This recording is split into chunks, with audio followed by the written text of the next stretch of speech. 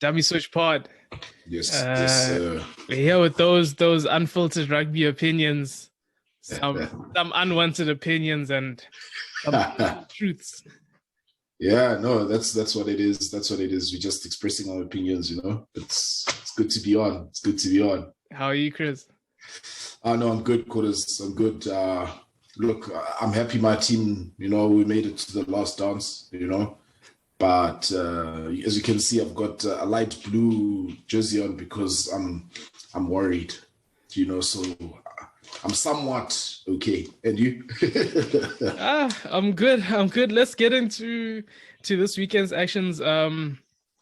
Bulls team Friday night hosting Western Province. I don't know if it was a hosting or it was a burial. Hey, look, I think I'll go with the burial.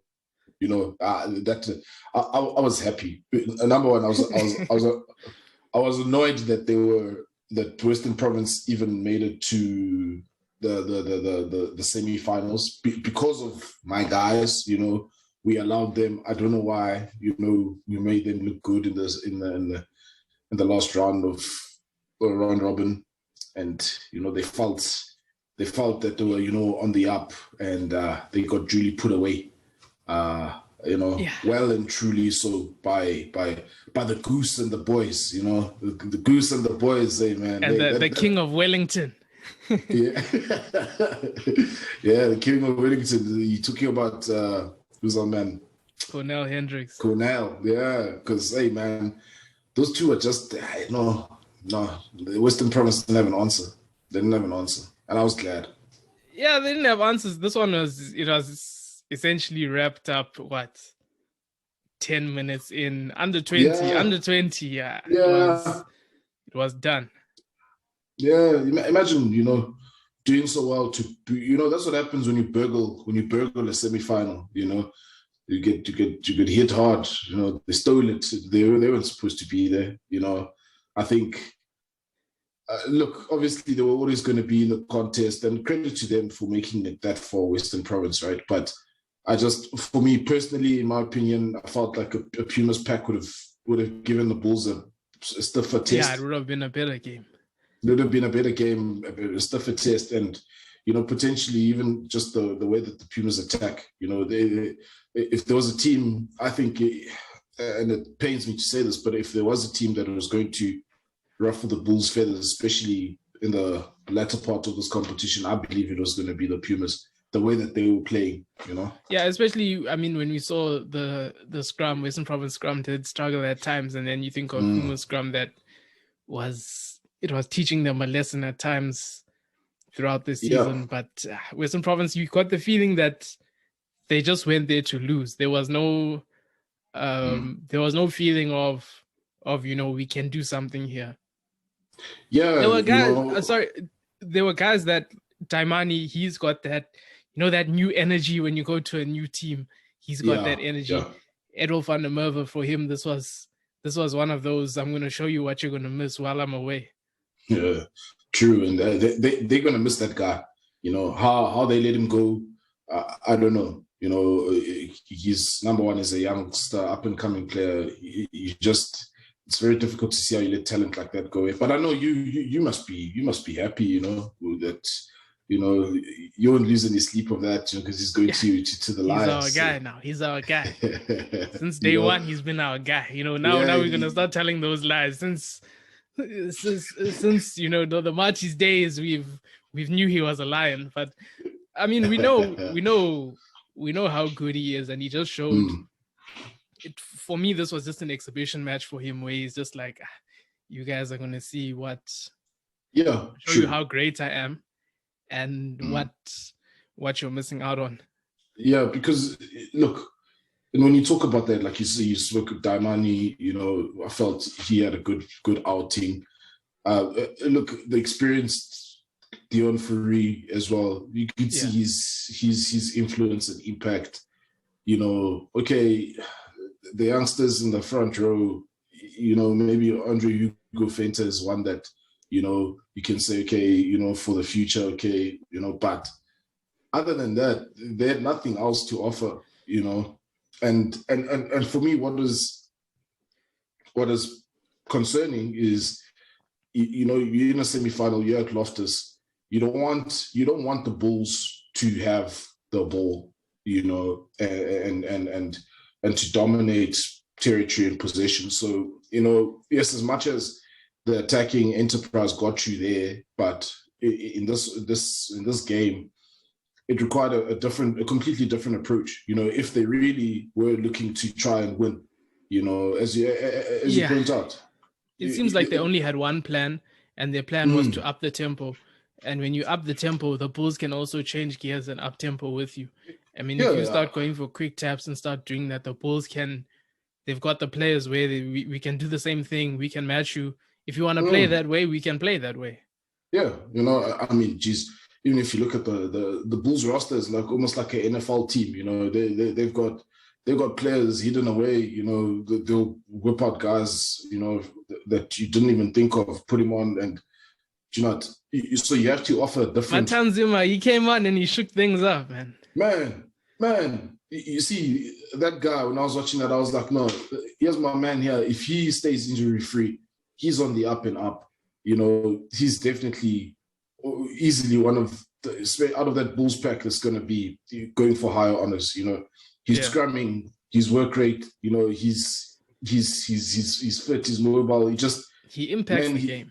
Yes, every single time. It's very, very, very rare where you'd say that Matanzima's had, an average game, or he hasn't had an influence.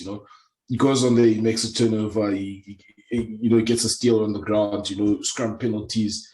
His carries are strong, he runs good lines, he can offload the ball. He's like that new breed. It's almost like, when Oxenchair came onto the scene.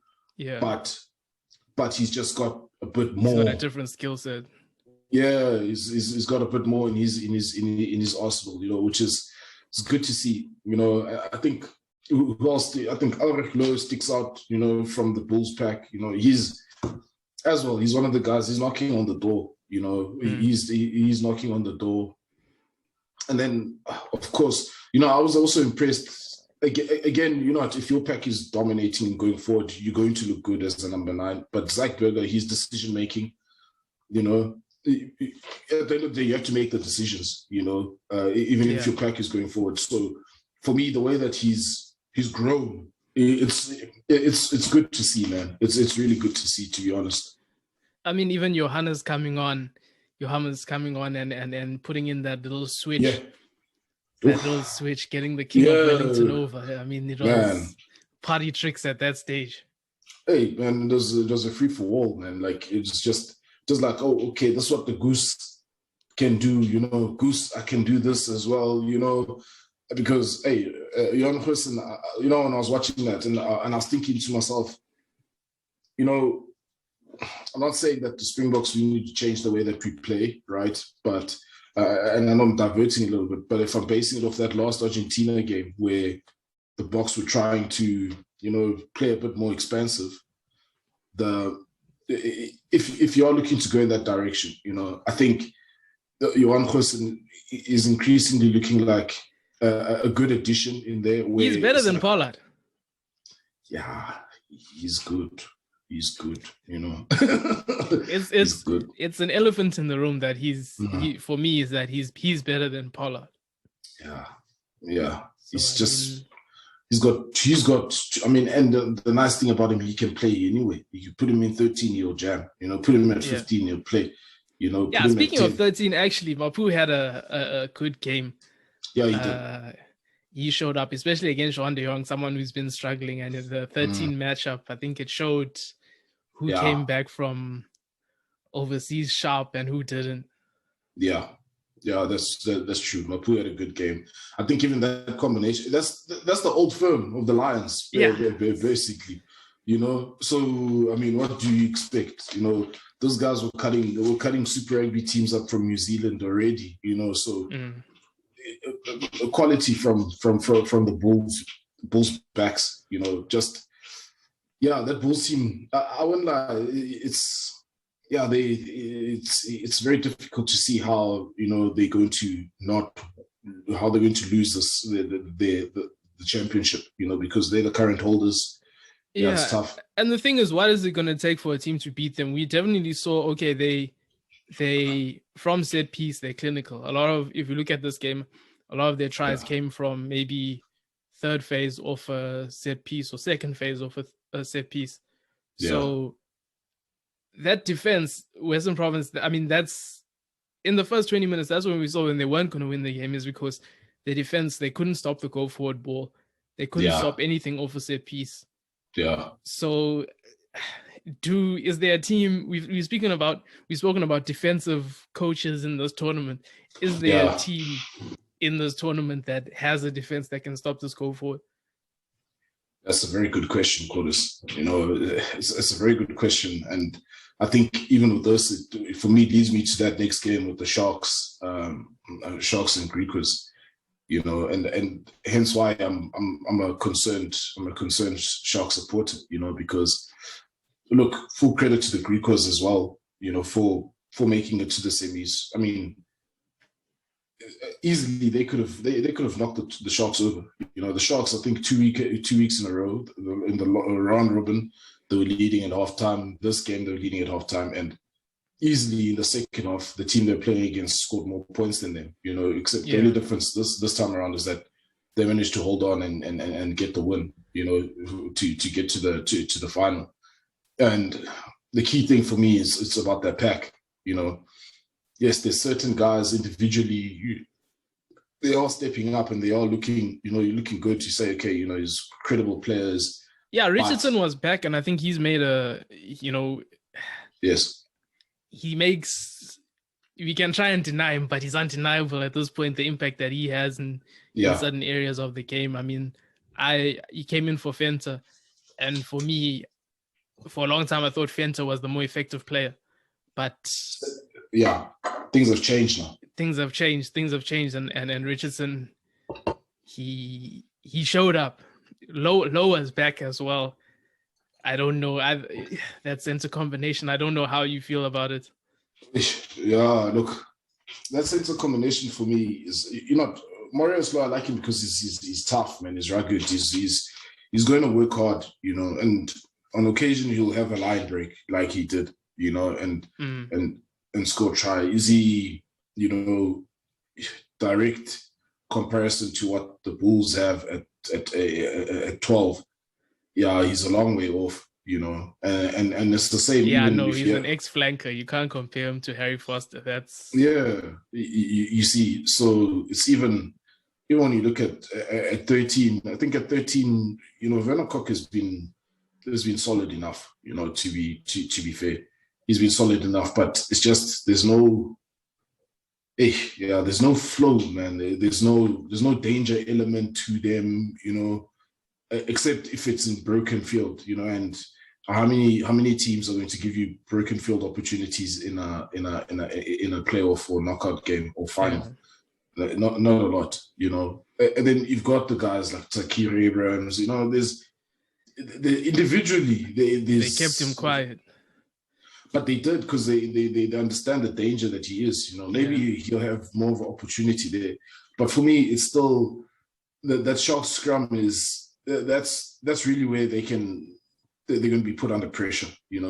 I think I think from a age perspective, they're almost like similar to the Bulls front row, where it's youngsters, that are learning, let me not say learning, but that are honing their skills and their trade, But in terms of where they're at the developmental stage, I think the Bulls guys have the upper hand, and as much as I like the two Kunus there from the Sharks, it's if we don't fix our scrum, and even line out set piece, you mentioned it, that the Bulls set piece, if we don't fix that, it's going to be tough, and I think it really has to be turned into a dogfight, in order for it to be for the Sharks to have a chance, as much as I mean, Griquas did try and flip the switch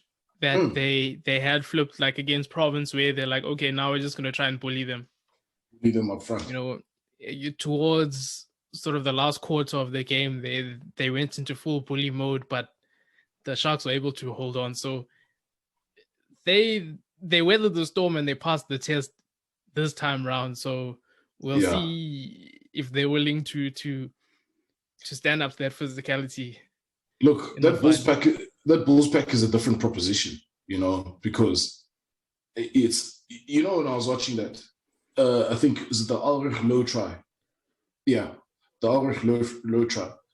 I got sort of reminded of John Smith, I don't know if you remember that Boks team or Jake White, especially when they were coming around the corner and it's momentum and they are big men just coming through at pace and they're just carrying and working. Even Arno Buerta he's been doing well, and it's just, when I saw that, I was just like, how do you stop this? Because there was a time where even with that, if you're talking about Jake White's team, with the Springboks, where there was a time where teams were asking themselves, how do you stop this? How do you stop this sort of momentum? And it's a tall order. It reminds me of the one uncle telling me about his playing days and how he used to play. He said, either I'm going around you or I'm going over you.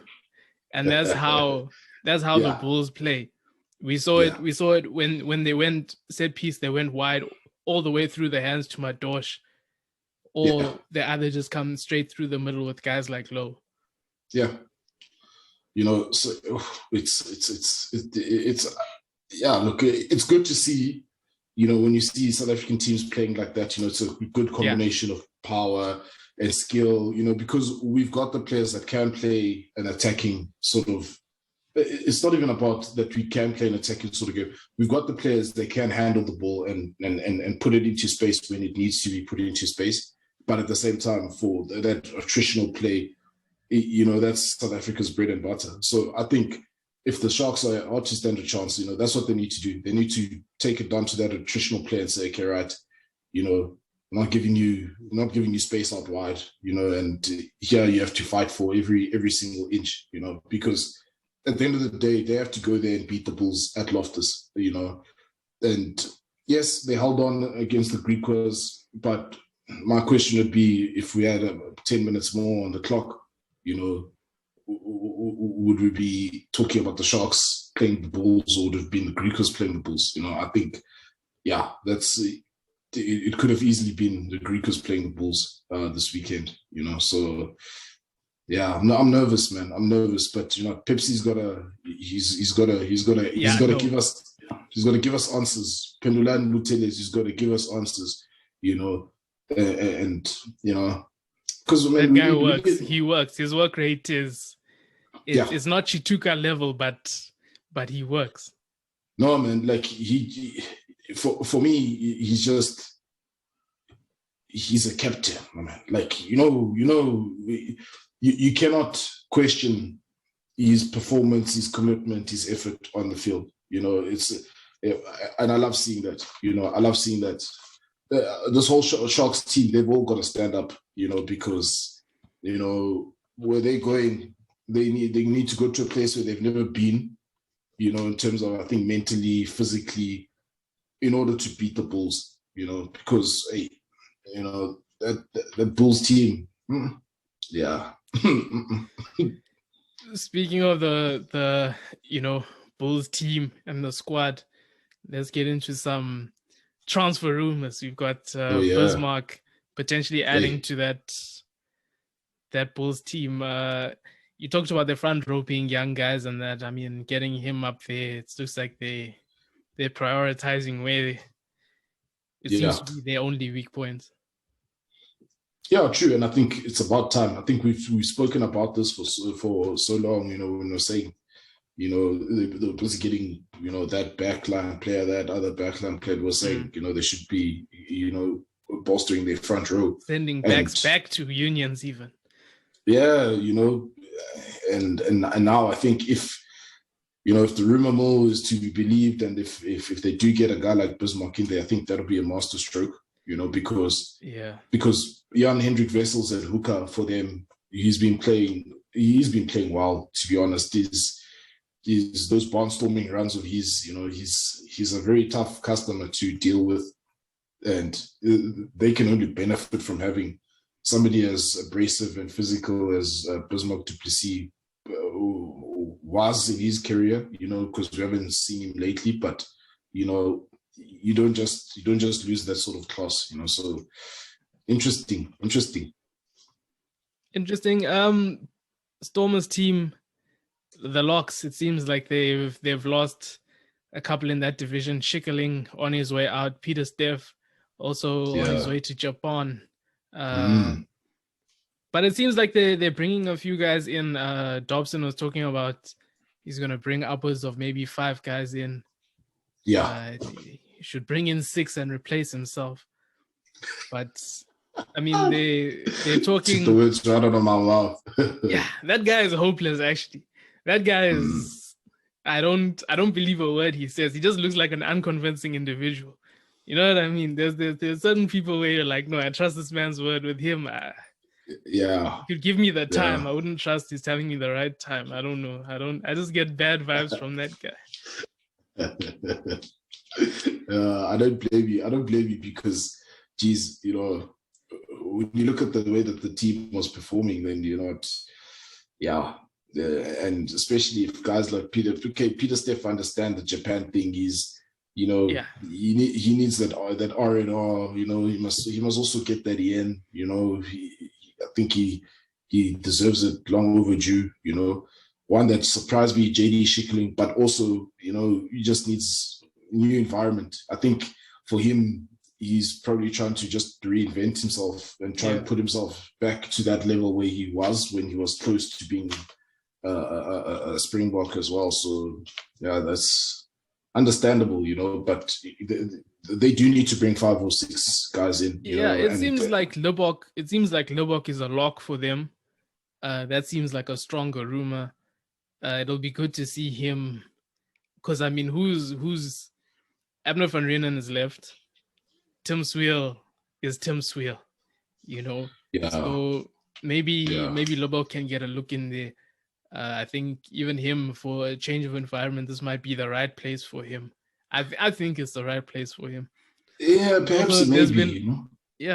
There's been rumors of Grant Williams and Matanzima as well, but I don't know how strong those ones are. I don't know if those ones are myths. Don't do it.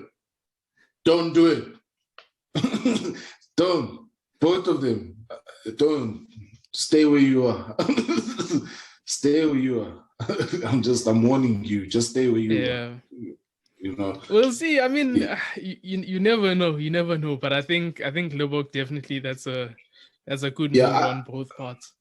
I can understand Lubbock's one, because and it's unfortunate he left the Bulls situation looking for greener pastures and to get an opportunity at 10, and he's blinked twice, and all of a sudden there's a guy called Mignotti or whatever, from Argentina there. There's Lalo Cranier, and, even Kern Bosch is not even the 10. And it's just like, no, man, there's been a shake-up here. And I think if he goes, I think he could be a good fit for Western Province, especially, if they are going to play the way that they've tried to play in the last 2 weekends, Western Province, and give the ball air. If they fine-tune themselves and, sort out their pack, and, not so much their pack, they sort out their management, I think potentially could be a stroke of genius for Mani Lubbock's career. Otherwise, if that doesn't work, he must go overseas, Wales International, Mani Lubbock. Mani Lubbock. The Lions, this is another one. Pumas players, they've gotten Pumas players, which is a good idea, but they got the wrong Pumas players. Did they get the right Pumas players? Eddie Fushia, yes. Yeah. We don't. Yeah. We've got Fraser Zeilinger and Hendricks. Both they have their flaws. Okay, we get in Van Vuuren, getting in Nordia, and we're getting in Matt Moore. No Devin Williams when we've had problems at fullback. It doesn't make sense. Make it make sense. It doesn't make sense. Fine, Tion Swanepoel. I saw them putting out today. I think they actually put this thing out today to weather the storm in terms of the comments from people, because they're like, how come we haven't got a fullback? Then they all of a sudden they're putting Tion Swanepoel saying, his fitness update that he'll be back for this thing. So I think the social media people, they knew what was on the horizon, but no Devon Williams. It doesn't make sense. The sense that is doesn't even. make sense. It doesn't make sense. Matt Moore, we haven't seen that much of him. Yeah. You know what I mean? We've seen more from Kijima. We've seen more from Kijima than we have from Matt Moore, to be honest. And we've seen more from guys like Cronier and Talia. We've seen more from these kind of guys, and then now bringing in Matt Moore, I don't know. I find he did have some big runs in some games, but there's not, for me, we haven't seen enough. So I mean, I feel like there was an opportunity, and the opportunity's been missed by the Lions. But I mean, it's that. Here's a question, and guys like Vestrad, yes, guys like Darian Landsberg, yes, he got injured. That's the only reason why I haven't mentioned Landsberg, is because he got injured. So I don't know where that stands. But the thing is, if you talk about Westrad, look at what Leroux Roots has done for the Sharks. The Sharks didn't look at him and say, okay, no, this guy is old, let's go for a young guy. They brought in someone who can do the job now, even if the guy's old. So, I mean, that's, when you're talking about Westrad, he could have the same sort of impact, but look, opportunity missed.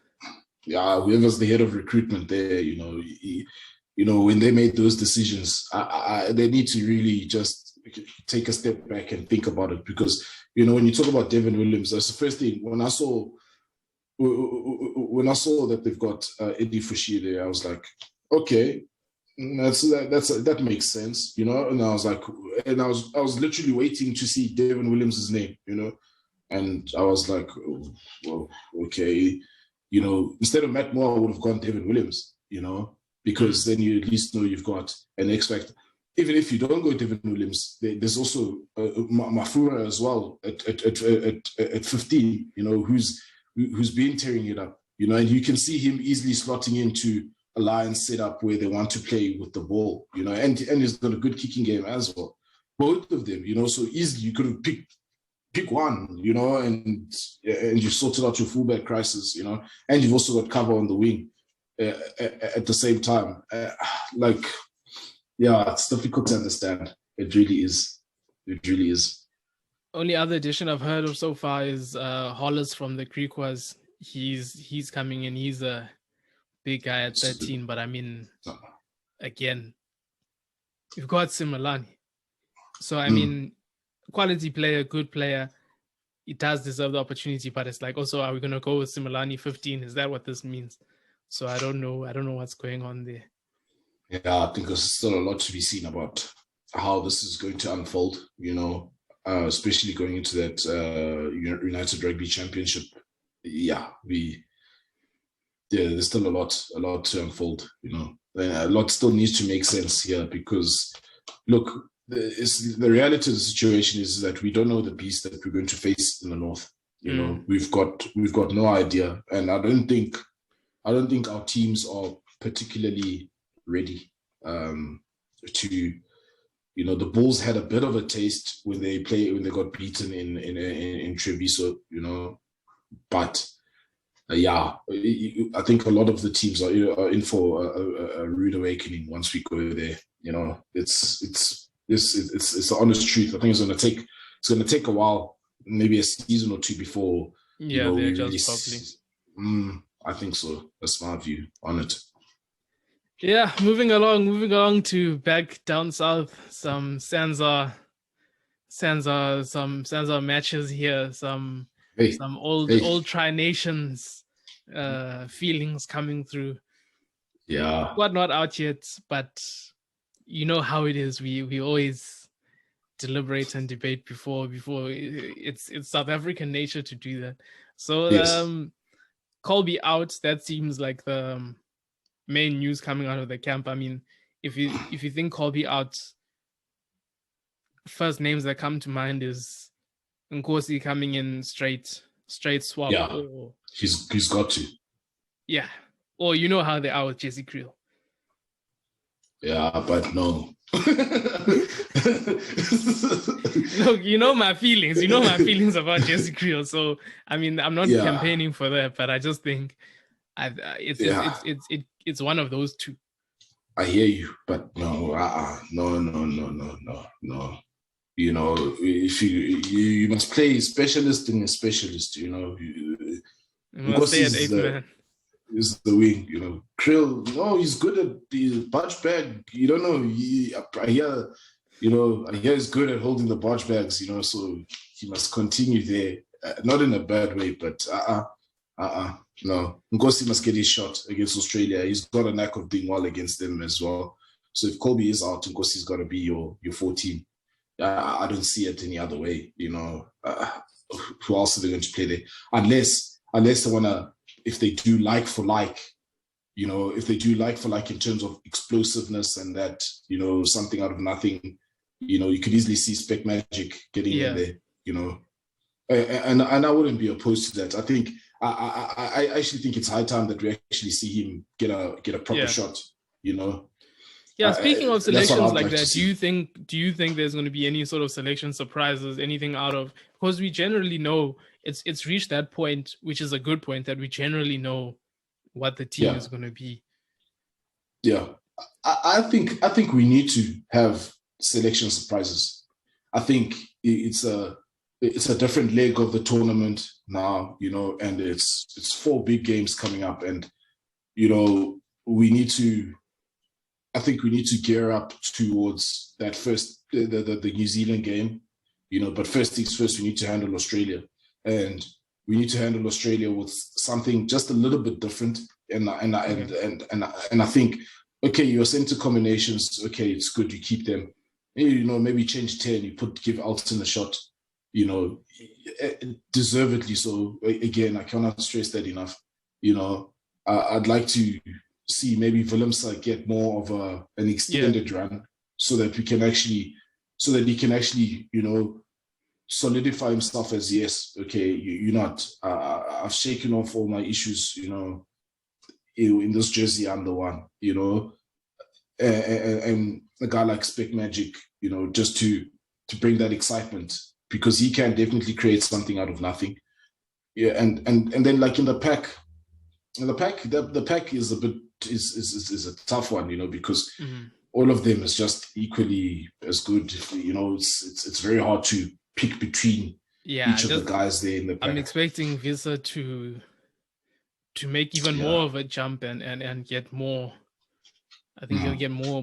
I'm predicting a big game from him to get more involved, and yeah, he has to. I think if there's a time that he needs to show as well, it's now, because you're playing the Tri-Nations traditional rivals. You know, he's got to step up. You know, captain's got to keep on being fantastic and do his thing. You know, and even him, he needs to also just take his game further and further to the next level. You know, which I believe he can. Yeah, it's in the pack. It's a bit more settled in the pack. You know, so anyone can come in there in the pack, and they're going to brutalize whoever they're playing against. You know, let's not lie. Let's not deny that. That's what's going to happen. They're going to whoever is in that jersey, even if they're on the bench, they come on. They're going to brutalize, you know, their opposition, and that's what we want. It's just there in the backs where I think we must have that element of surprise.